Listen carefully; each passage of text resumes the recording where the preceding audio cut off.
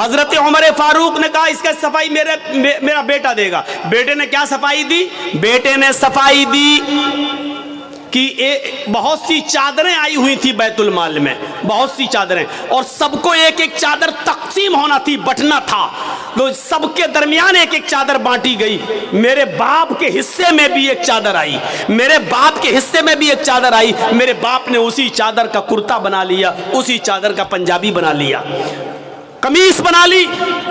हजरत उमर ने कहा नौजवान तुझे हिसाब मिल गया, जवाब मिल गया। क्या मैं हजरत उमर मिंबर के ऊपर खड़े हैं मस्जिद में जुमे का खुतबा देने के लिए, और जैसे ही कहते हैं अल्हम्दुलिल्लाहि नहमदहु व नस्तईनुहु, एक नौजवान खड़ा होता और कहता है क्या उमर मैं तुम्हें खुतबा नहीं देने दूंगा। हजरत उमर ने कहा वजह बताओ, रीजन बताओ, कारण बताओ, सबब बताओ, क्या है? उसने कहा आए उमर पहले ये बताओ कि आज नया कुर्ता तुम पहन कर आए हो, ये नया कुर्ता तुम्हारे पास कहां से आया? तुम्हारी तनख्वाह बैतुल माल से तुम्हारी सैलरी तो इतनी नहीं है कि नए कपड़े बनवा सको, फिर ये नया कपड़ा तुम्हारे जिस्म पर, तुम्हारी बॉडी पर, तुम्हारे शरीर पर कहां से आया? आज हिम्मत नहीं है, आप अपने गांव के मुखिया से भी हिसाब ले लो, सरपंच से भी हिसाब ले लो, इतनी हिम्मत नहीं है आपके अंदर। हिम्मत इस्लाम पैदा करता है। वो नौजवान उमर फारूक जो बात बात पर गुस्सा होकर गर्दन उड़ा देते थे, उनसे हिसाब ले रहा है, और हजरत उमर को जायज बात पर गुस्सा, नाजायज बात पर गुस्सा आता है, जायज बात पर नहीं। उसका हिसाब रहने का हक है, उसने लिया है। हमसे अगर पूछ ले कोई तो हम गुस्सा हो जाएंगे। हम अपने गांव के एक मामूली मुखिया से पूछ रहे, भी गुस्सा हो जाएगा, भाई तेरे बाप का क्या, मैंने खर्च किया था चुनाव में, तू मुझसे कौन हिसाब लेता है? मैंने 3 करोड़ खर्च किया तो 5 करोड़ कमाऊंगा नहीं, तेरे बाप का क्या जा रहा है? आप हिसाब नहीं ले सकते। वो एक होता है सियासी लीडर, एक होता है सियासी मुदब्बिर। ये चीज़ अब हैदराबाद और महाराष्ट्र और बम्बई और दिल्ली की तकरीरों में बोलने में ज़रा अच्छा लगता है। अब यहाँ हम मुदब्बिर बोलने के बाद अब आपको समझाएं कि मुदब्बिर किसको कहते हैं। ये बड़ा अजीब मसला है। ये बंगाल में तो, और जहाँ बंगला माहौल है, हालांकि सबसे ज़्यादा प्यार हमें बंगाल ही में मिला, ये भी कोई, इसमें भी कोई शक नहीं। हम पूरे हिंदुस्तान जाते हैं, इसमें भी कोई शक नहीं, सबसे ज़्यादा प्यार हमें बंगाल ही में मिलता है। लेकिन सबसे ज़्यादा कम स्पीड और स्लो स्पीड में हमें यही बोलना पड़ता है। क्यों?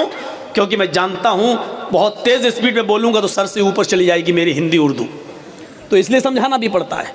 एक होता है सियासी लीडर, पॉलिटिकल लीडर, और एक होता है मुदब्बिर, अक्ल व शऊर से काम करने वाला लीडर।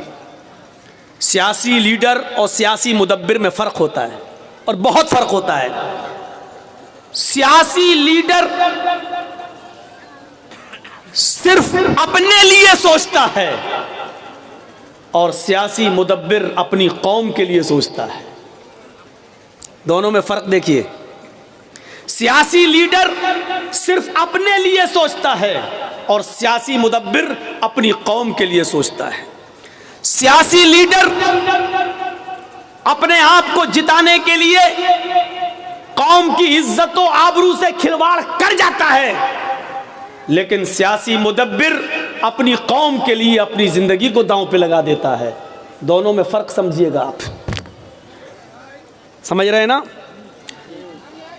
तो ये सोचने की जरूरत है, सोचने की।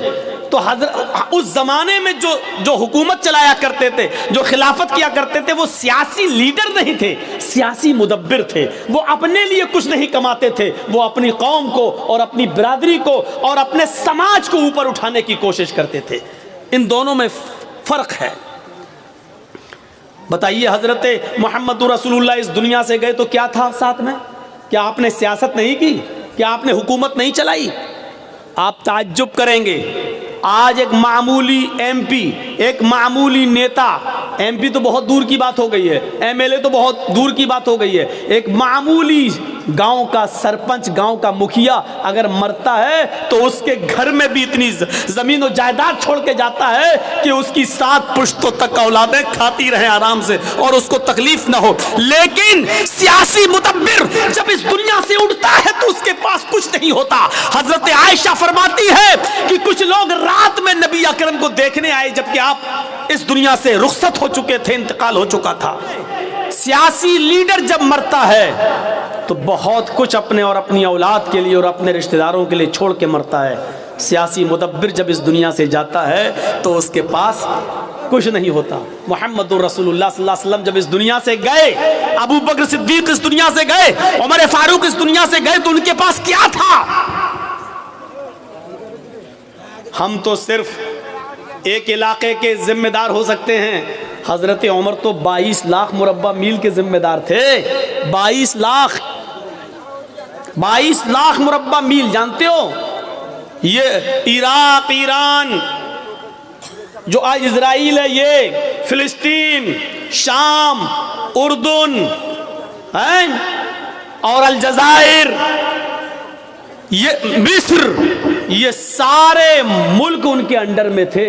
आज तो ये अलग अलग कंट्री हैं, ये सब हजरत उमर फारूक के अंडर में थे। लेकिन इस दुनिया से गए तो खाली हाथ गए। नबी अकरम की हालत ये थी कि जब आपका इंतकाल हुआ दिन भर लोग देखते रहे आपकी शक्ल, आते गए, देखते गए, खाली करते गए हुजरा। कुछ लोगों को जितना लेट पता चला वो लेट में आए। एक जमात रात में आई, अल्लाह के रसूल की शक्ल देखना चाहती है लेकिन अंधेरे में शक्ल नहीं दिख रही। कहा अम्मी आयशा, अल्लाह के नबी का चेहरा कैसे देखें, थोड़ा सा चिराग जला दो। चिराग समझते हैं ना, हमारे यहाँ जो भी होता हो, चिराग जला दीजिए, चिराग, ताकि हम चेहरा देख लें। हजरत आयशा रोने लगी और रोते हुए कहती हैं, क्यों मेरा मजाक उड़ाते हो? अरे बाहर से आने वालों, क्यों मोहम्मद के घराने की इंसल्ट करते हो? क्यों मेरी जबान से ऐसे जुमले कहलवाना चाहते हो जो हम कहना नहीं चाहते? कहा माशा, हमने कौन सी इंसल्ट कर दी? हमने तो सिर्फ ये कहा कि चिराग जला दो, हमें नबी का चेहरा सही से देखना, अंधेरे में दिख नहीं रहा है, क्या मैं आखिरी बार दीदार भी ना करूं? तो हजरत आयशा फरमाती हैं कि तुम्हारे सरदार ने, तुम्हारे नबी ने, ये पैगंबर जो इस दुनिया से रुखसत हो गए, इन्होंने मेरे घर में इतना तेल भी तो नहीं छोड़ा है कि मैं चिराग जलाकर तुम्हें, अपने शौहर का, अपने पति का तुम्हें चेहरा दिखा सकूं। तो सियासी लीडर और सियासी मुदब्बिर में फर्क होता है। सियासत करना बुरा नहीं है, अगर समाज के लिए की जाए तो बहुत अच्छी बात है, समाज की सेवा के लिए की जाए तो बहुत अच्छी बात है, कौम की खिदमत के लिए की जाए तो बहुत अच्छी बात है। हजरत उमर से कहा, उमर हिसाब दो, ये नया कुर्ता कहां से आया? हजरत उमर फारूक ने कहा, इसका जवाब मैं नहीं, मेरा बेटा देगा। खड़े हो जाओ बेटे। हजरत अब्दुल्ला इब्ने उमर खड़े हुए और कहने लगे कि बैतुल माल में जो चादरें आई थी, हजरत उमर फारूक ने कहा इसका सफाई मेरा बेटा देगा। बेटे ने क्या सफाई दी? बेटे ने सफाई दी कि बहुत सी चादरें आई हुई थी बैतुल माल में, बहुत सी चादरें, और सबको एक एक चादर तकसीम होना थी, बंटना था, तो सबके दरमियान एक एक चादर बांटी गई। मेरे बाप के हिस्से में भी एक चादर आई, मेरे बाप के हिस्से में भी एक चादर आई। मेरे बाप ने उसी चादर का कुर्ता बना लिया, उसी चादर का पंजाबी बना लिया, कमीज बना ली। हजरत उमर ने कहा, नौजवान तुझे हिसाब मिल गया, जवाब मिल गया, क्या मैं अब खुतबा देना शुरू कर दूं? उस नौजवान ने कहा, नहीं नहीं, अभी मैं सेटिस्फाई नहीं हुआ। ये लीजिए। उस नौजवान ने कहा कि अभी मैं सेटिस्फाई नहीं हुआ, अभी मैं मुतमईन नहीं हुआ, संतुष्ट नहीं हुआ। हजरत उमर ने कहा, अब क्या डाउट है तुम्हें? उसने कहा, अमीरुल मोमिनीन, एक एक चादर तो सबको मिली थी, मेरे हिस्से में भी तो एक चादर आई थी। एक चादर में मेरी कमीज नहीं बनी, तुम तो हमसे ज्यादा लंबे हो, हमसे ज्यादा चौड़े हो, हमसे ज्यादा मोटे हो, जब मेरी कमीज नहीं बनी तो आपकी कैसे बन गई? ये लो। हजरत उमर ने कहा बेटे इसका भी जवाब दो, वरना उमर कभी भी मिंबर रसूल पर कदम नहीं रखेगा। अगर आज तुम्हारे बाप के ऊपर इल्जाम लग गया तो कभी जिंदगी में मैं मोहम्मद के मिंबर पर चढ़ने के लायक नहीं रहूंगा। अपने आप को देखिए कैसे पाक और साफ रखते थे। यही सब बातें उस साइंटिस्ट ने पढ़ी थी तो कहा था कि इस्लाम से बेहतर कोई मजहब नहीं है, लेकिन जब हालात देखे कि अपने भाइयों की भी जमीन पर कब्जे करने वाले सबसे ज्यादा मुसलमान, गरीबों की जायदादों पर कब्जा करने वाले और यतीमों का माल भी खा जाने वाले सबसे ज्यादा मुसलमान, तब उसने कहा था कि दुनिया की बिगड़ी हुई कौमों में सबसे ज्यादा बिगड़ा हुआ मुसलमान। बेटे ने कहा आए नौजवान, सबको एक एक चादर मिली थी, मेरे हिस्से में भी एक चादर आई थी, मेरे बाप के हिस्से में भी एक चादर आई थी। जब एक चादर में मेरे बाप की कमीज नहीं बन रही थी तो मैंने अपने हिस्से की भी चादर अपने बाप को दे दी। मेरी और अपनी दोनों चादर मिलाकर मेरे बाप ने कमीज बना ली। वो नौजवान खड़ा होता और कहता अमीरुल मोमिनीन, अब मैं मुतमईन हो गया, अब मुझे सुकून मिल गया, अब मैं सेटिस्फाई हो गया, अब आप खुतबा दीजिए। तब हजरत उमर फारूक ने खुतबा देना शुरू किया। हिसाब जिंदा लेते हैं और हिसाब जिंदा देते हैं। मेरे भाइयों, मुर्दों से हिसाब न लिया जाता है न दिया जाता है। आपके पास किसी आदमी पर 5,000 10,000 रुपए, वो मर गया, अब आप उस मुर्दे से मांगने नहीं जाएंगे क्योंकि वो मर गया। उसके घर वालों के पास जाएंगे, उनको मर्जी होगी तो देंगे, वरना कहेंगे कि हमने थोड़ी लिए थे, मेरे बाप ने लिए थे, मेरे फला ने लिए थे, हमें तो नहीं मालूम, ना उन्होंने कभी बताया, ना डायरी पे लिखा है, ना हमें उसकी वसीयत कर गए, हम क्यों दें। मेरे भाइयों, हिसाब जिंदों से लिया जाता है। आप अपने बेटे का हिसाब लो, आप अपनी बेटियों का हिसाब लो, आप अपनी बीवी का हिसाब लो।